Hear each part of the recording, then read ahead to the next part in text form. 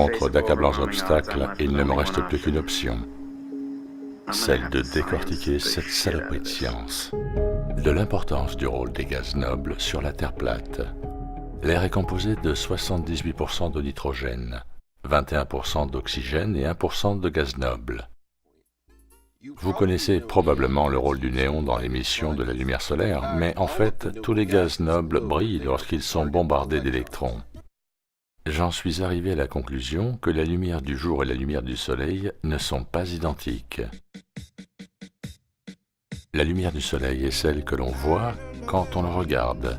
Une lumière jaunâtre et blanche, une lumière directe, produisant des rayons générant des ombres. La deuxième lumière, celle du jour, est diffuse, luisante, dispersée, à la portée limitée et composée de nombreuses couleurs visibles. Une fois au-dessus de la couche d'ozone, située entre 20 et 30 km d'altitude, les gaz se séparent en fonction de leur poids atomique. Ainsi, l'hélium, le néon et l'argon s'étaleront eux-mêmes en couches au-dessus de celle de l'ozone. La lumière diffuse que vous voyez ici provient de ces couches de gaz inertes se formant dans le calme et le froid absolu de cette altitude.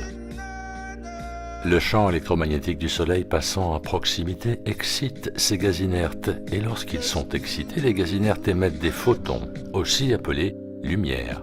Changez le voltage, la température, la pression ou l'environnement élémentaire et vous changerez la couleur et l'intensité de cette lumière diffuse.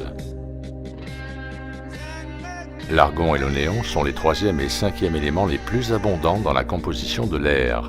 Il y a plus d'argon que de néon, et il y a plus de néon que d'ozone, de méthane et de monoxyde de carbone réunis. Toutes les couleurs que vous voyez ici peuvent être produites par le néon seul. Un spectre de lumière complet est produit par tous les gaz nobles.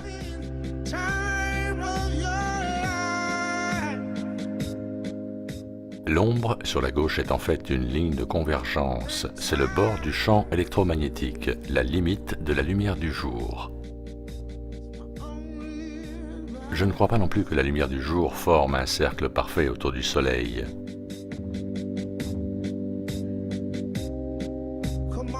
Celle-ci prendra la forme du champ électromagnétique à l'intérieur duquel elle se trouve.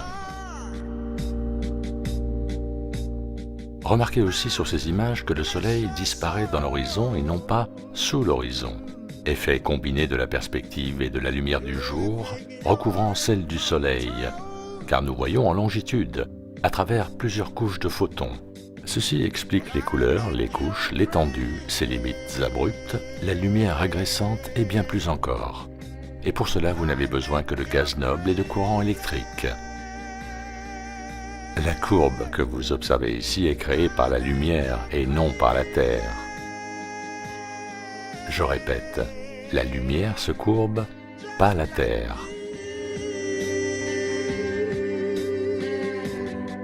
La lumière se courbe car le champ se courbe.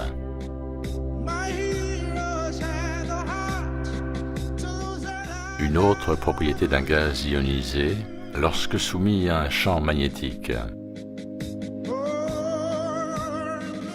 Le champ électromagnétique du Soleil exerce une traction sur les champs terrestres qu'il survole. Le champ magnétique augmente également l'intensité de la lumière quand il interagit avec un gaz ionisé.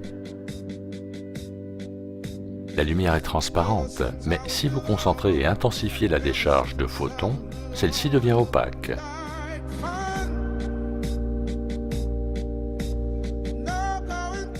Voyons ici des gaz nobles illuminés par une bobine Tesla. Faites attention aux couleurs, surtout celles du néon. Dans le premier et le deuxième tube, on a de l'hélium et du néon, émettant une lumière constante, couleur ciel bleu, lorsqu'il rentre dans le champ magnétique. Le néon émet également des photons rouges et jaunes.